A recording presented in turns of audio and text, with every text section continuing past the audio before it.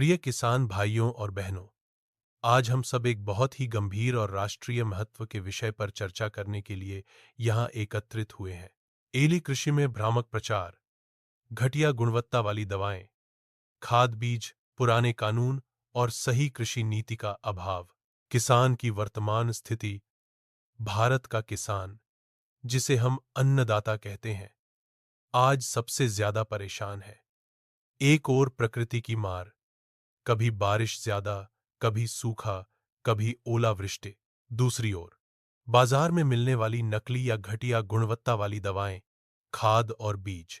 किसान जी तो मेहनत करता है, परंतु जब परिणाम नुकसान के रूप में सामने आता है तो उसका मनोबल टूट जाता है। इसकी असली वजह है दाहर मजबूत और आधुनिक कृषि नीति का न होना। घटिया गुणवत्ता वाली दवाएं और खाद। आज बाजार में अनेक बार ऐसी दवाएं और खादें मिलती हैं जिनकी गुणवत्ता पूरी तरह संदिग्ध होती है।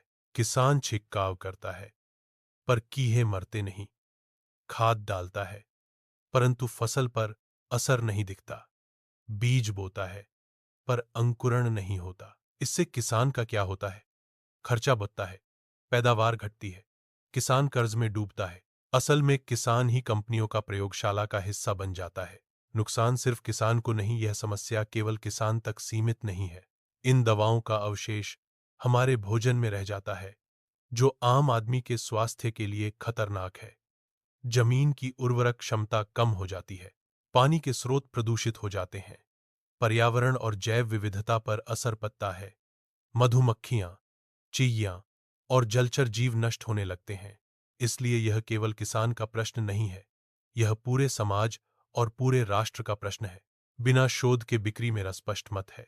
यह कोई भी कीटनाशक, खाद या बीज बाजार में तभी बेचा जाए जब वह वैज्ञानिक शोध, प्रयोगशाला जांच और खेत पर परीक्षण से गुजरा हो। आज स्थिति क्या है? कंपनियां सीधे बाजार में उत्पाद बेच देती हैं। बहे बहे दावे किए जाते हैं, यह दवा सबसे असरदार है, लेकिन जब किसान खेत में प्रयोग करता है तो परिणाम शून्य निकलता है। किसान ही असली नुकसान उठाता है। इसलिए यहां जरूरी है कड़ी नीति और सख्त अमल। पुराने कानूनों की समस्या दोस्तों, आज हमारे पास जो कानून हैं वे बहुत पुराने हैं। बीज अधिनियम 1966, कीटनाशक अधिनियम 1968, खाद्य नियंत्रण आदेश 1985। ये कानून 40-50 साल पुराने हैं।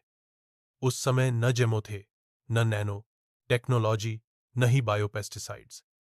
आज परिदृश्य पूरी तरह बदल चुका है। ये जो पुराने कानून आज की समस्याओं को हल करने में पूरी तरह नाकाम है। इसीलिए इनका पुनर्लेखन और संशोधन शोध के आधार पर होना चाहिए। क्यों चाहिए नई कृषि नीति? किसान को गुणवत्तापूर्ण उत्पाद मिले, नकली, मिलावटी माल पर तुरंत कार्रवाई हो, स्वास्थ्य, पर्यावरण और मिट्टी की रक्षा हो, भारत का उत्पादन अंतर्राष्ट्रीय बाजार में टिक सके। सरकार का भ्रामक प्रचार आज एक और गंभीर समस्या है।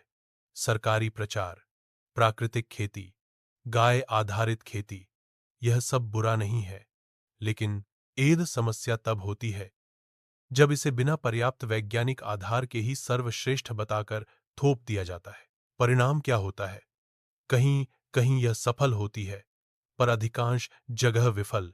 किसान भ्रमित होता है, वैज्ञानिक और संतुलित समाधान पीछे छूट जाते हैं।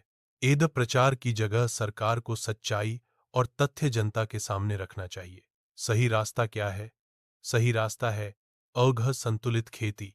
जहां जरूरत हो वहां वैज्ञानिक रूप से परखी हुई दवा खाद का प्रयोग, साथ ही जैविक और प्राकृतिक विकल्पों का संतुलित उपयोग, स्थानीय परिस्थिति और शोध के आधार पर गाय आधारित पद्धतियों का भी समावेश।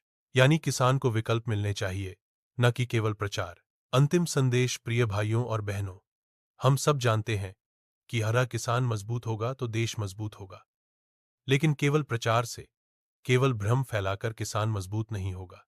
किसान को चाहिए गुणवत्तापूर्ण उत्पाद, वैज्ञानिक नीति, सख्त कानून और सच्ची जानकारी।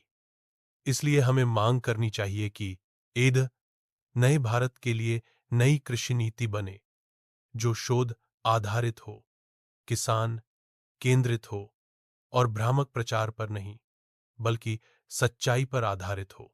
अंतिम अपील प्रिय भाइयों और बहनों, आप सबसे निवेदन है कि डह गुजरात किसान संगठन से जुड़कर अपने हक की लड़ाई को और मजबूत बनाइए।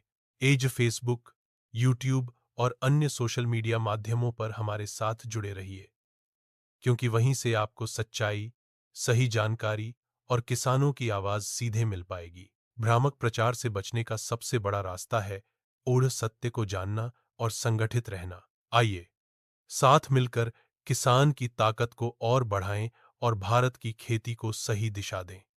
धन्यवाद।